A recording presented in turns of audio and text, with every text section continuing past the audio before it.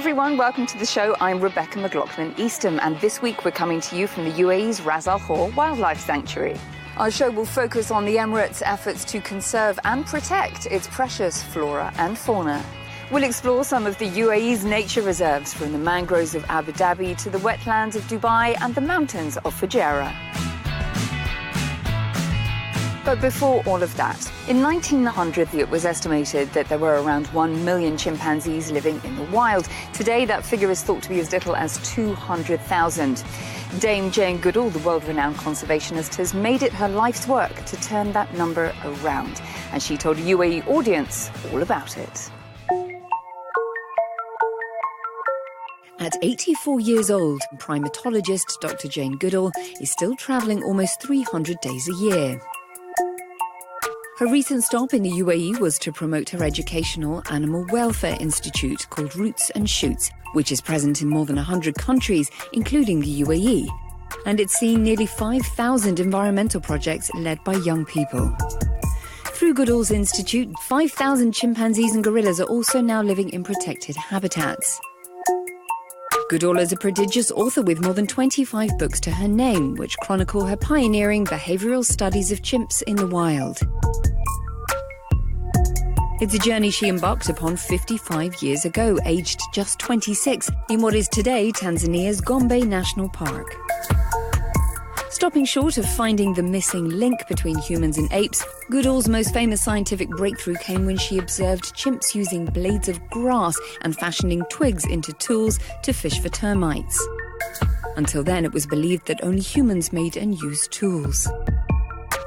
The finding prompted famed paleontologist Dr. Louis Leakey to write that now we must redefine tool, redefine man, or accept chimpanzees as humans. Goodall also famously overturned thinking that chimpanzees were vegetarians and put forward evidence of the human-like social relationships they form. The UN Messenger of Peace spoke to Inspire about her lifelong walk on the wild side. Jane, a very warm welcome to Inspire Middle East. Thank you.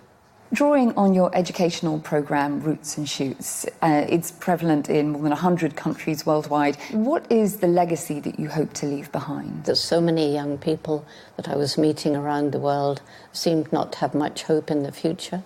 And they were angry, they were depressed, or mostly just apathetic. We haven't inherited this planet from our parents. We've borrowed it from our children. We've been stealing, and we're still stealing their future. But I don't believe it's too late. And so Roots and Shoots is about young people choosing projects to make the world a better place. And because everything is interconnected, choosing projects to help people, to help animals, and to help the environment. Well, to make a positive impact, an ecological, environmental difference, what can we do today? If I make ethical choices in what I buy, if I ask questions, where did it come from? Did it harm the environment?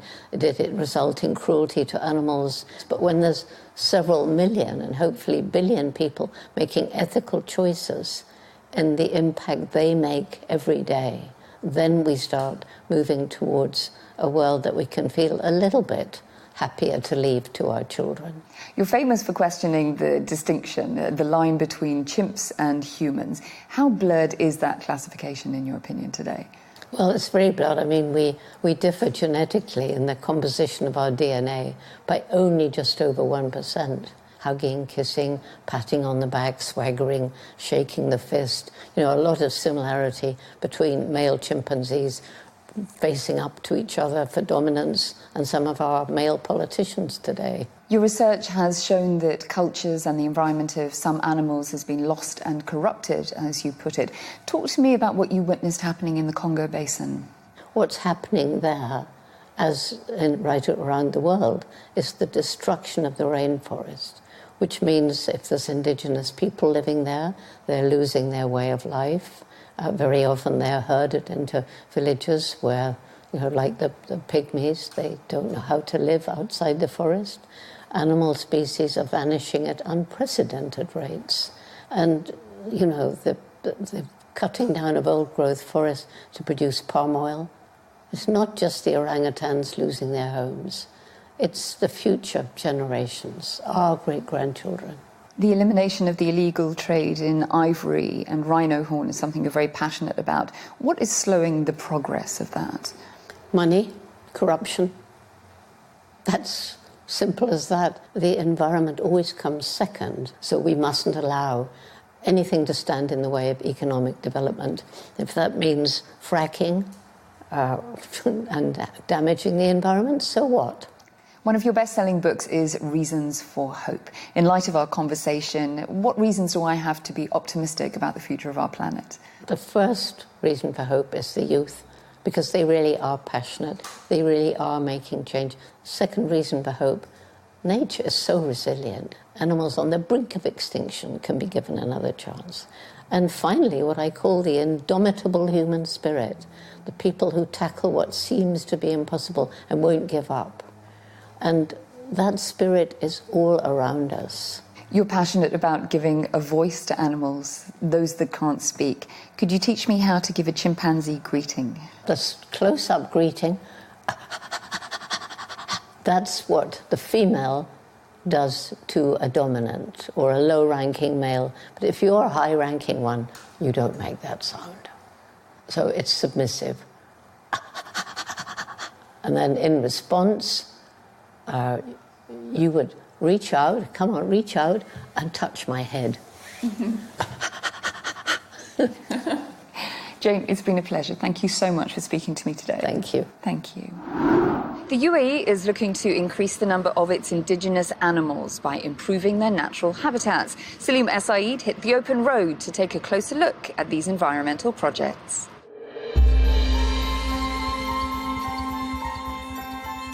In a country that's about 80% desert, you might be surprised to find a green valley of this size in the UAE. This is the country's first national park. Residing in the Emirate of Fujairah, it's home to the first protected mountain range. It covers 129 square kilometers and is called Wadi Wari'a, after the tall marsh plant known as wara', which flourishes in its wetlands. The sound of splashing water behind me comes from the UAE's only natural waterfall. Located within the Hijar mountain range, although small, it nourishes the area's wetlands, streams, and also unique wildlife. The valley has 208 plant varieties, birds like the green bee-eater, plus 24 kinds of dragonflies. Yet some wildlife has become extinct. Animals such as the native Arabian leopard and gazelle have been wiped out due to hunting and habitat degradation, with their last recorded sighting in the wild more than a decade ago. To help regenerate the valley and its animal population, areas of the natural reserve have been closed to the public since 2006, with no official date yet announced for the reopening. Leading the conservation effort is Ali Al-Hammoudi. He took me to the pinnacle of the wadi where rubbish and graffiti used to cover the rocky enclosures. To overcome the situation, we used hidden cameras to watch the reserve and activity of people entering the reserve. And thank God, we stopped most of the challenges from hunting and cutting weeds. And 98% of the writing on rocks and mountains was removed. Just last year, the site became internationally recognized by UNESCO as a biosphere reserve, one of 33 among Arab states, with areas designated for research and conservation practices. It is also now home to this breeding center for the endangered indigenous Arabian tahr, a stocky brown relative of the goat. French researcher Jane Goodall has been working at Wadi Wari'a since 2013. He says it's a place which has plentiful natural resources that protect local animals, and large ones in particular, in every season, even the hottest. This wadi is one of the only place in the whole UAE where you still have water all year long. According to Dr. Goodall, the valley's natural water supply is under threat from humans, who are constantly reshaping the landscape with buildings and dams. This construction threatens to affect the wildlife. The effect of the lowering of the water table might have some effect on the overall food chain in the wadis, which might be translated by a decrease of breeding success and even on survival of many species living in these wadis. The 19 square kilometer Abu Dhabi Mangrove National Park is home to species including the mottled crab and western reef heron. And to the southwest of the capital is Surbani Yas, an 87 square kilometer island and wildlife park. with thousands of free-roaming creatures, from the UAE's national animal, the Arabian oryx, to giraffes, cheetahs, and gazelles. In Abu Dhabi's neighboring emirate, and surrounded by the urban jungle of Dubai City, is the Ras Al Khor Wildlife Sanctuary. Established in 1985, it's an open-air home for up to 25,000 migratory birds, including grey herons and cormorants in the winter. It became a UNESCO Ramsar site in 2007, designating it a wetland of international importance. Flamingos are fond of these waters, and tourists can look on from bird hides at the graceful interactions of the long-legged creatures as they are fed twice daily. The sanctuary is a pocket of biological diversity for 180 types of birds and 47 kinds of plants. The hope is that in the coming years, projects of this kind will attract more visitors and help the UAE move up from its position of 77th on the global 2018 Environmental Performance Index. Well, that wraps up our show for this week. Before I say goodbye, here are some conservationists that caught the attention of the team on social media. Mohammed from Oman took the plunge for this footage, saying that protecting every species, even cuttlefish, is vital to protecting our ecosystem.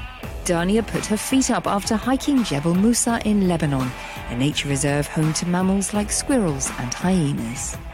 And the final word goes to the champion of wild chimps, Jane Goodall, who has this advice for budding ecologists everywhere. If there's something you really want to do, then you're going to have to work very hard. You're going to have to take advantage of all opportunities. And don't give up if it doesn't work right away.